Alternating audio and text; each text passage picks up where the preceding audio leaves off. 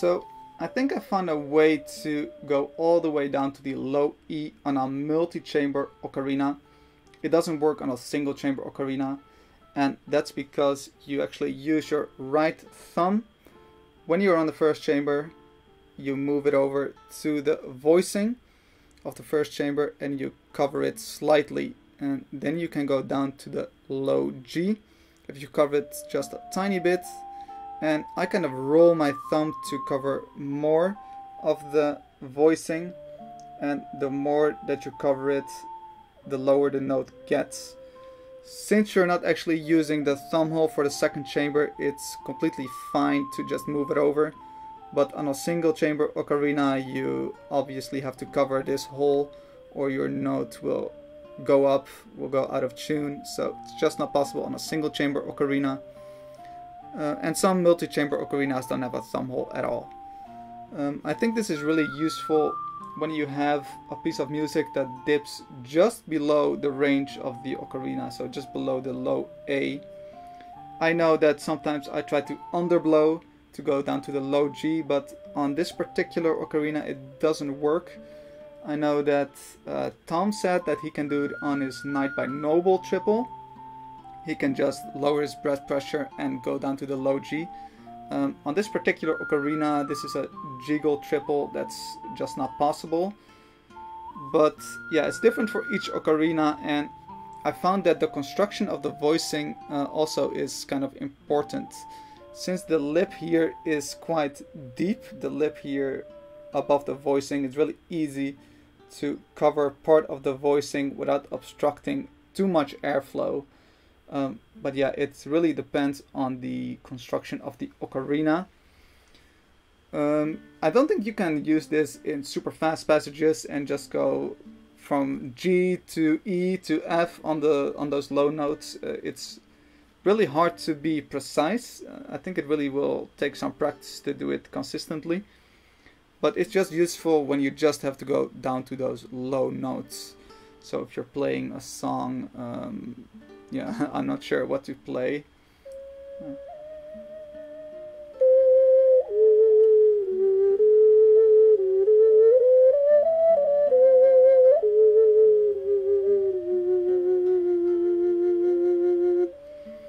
Yeah, you can see it's a bit hard to get that F consistently.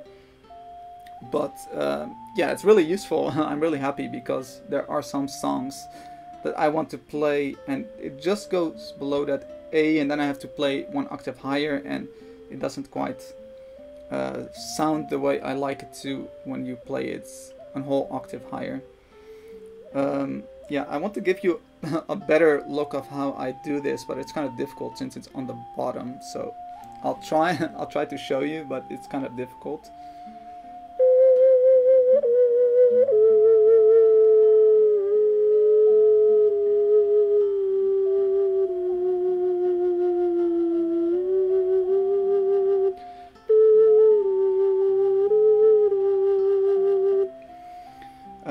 Just make sure you're holding your ocarina quite tightly. Since you're gonna lose out on the stability of your right thumb, you have to lift it and kind of put your hand in a strange position.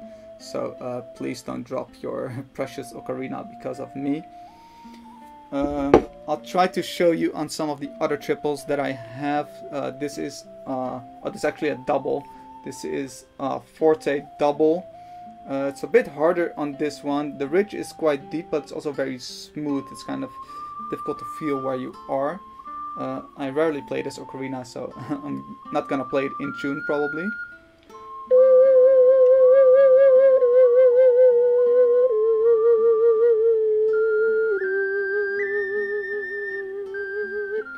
Yeah, on this particular ocarina, the volume goes down a lot. On the jiggle, the volume stays quite constant and it sounds good, but on this one it's hard to make it sound yeah, enjoyable.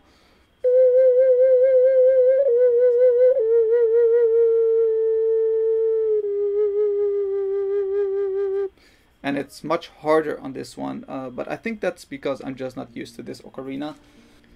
And then one other triple I have is the Cheong. I'm probably not saying that correctly. On this one it's also a bit harder. this lip is really, it's not deep at all. It's quite shallow, so it's really difficult on this one.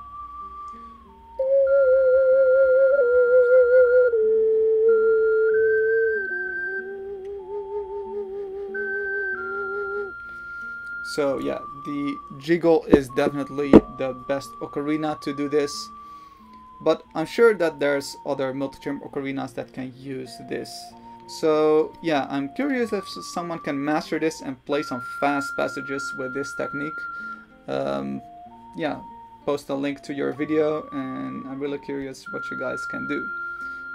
If I'm not the first person to figure this out, then I'm sorry for kind of taking credit, but I was just kind of excited that I figured out this technique.